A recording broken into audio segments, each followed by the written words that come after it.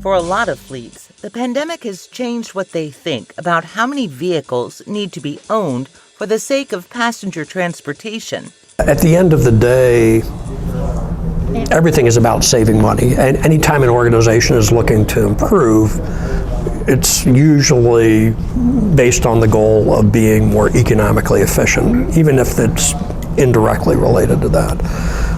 Certainly when the economy is doing poorly, there's a lot more demand for consulting services that focus on cost containment and cost control.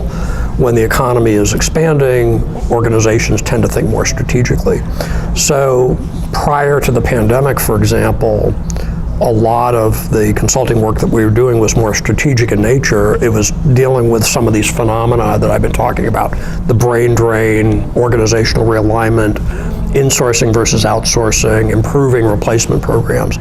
The pandemic kind of, hit the pause button on a lot of things, as we know, simply because people weren't coming to work or they were working from home, which changed the dynamics of the way teams collaborate with one another. There's unquestionably been a change in the way employee mobility needs get met. Employee mobility needs have changed. And so organizations are just beginning to think about how the pandemic changed the types and numbers of vehicles they need in their fleet, and to what degree they need to own vehicles that are used primarily for passenger transportation. I mean, obviously street sweeping, solid waste collection, snow removal, none of that's changed, pandemic or no pandemic. Those requirements remain, but so I wouldn't say that there's been a real concern about cost containment in the last few years. Obviously, the Fed and the federal government flooded the economy with money.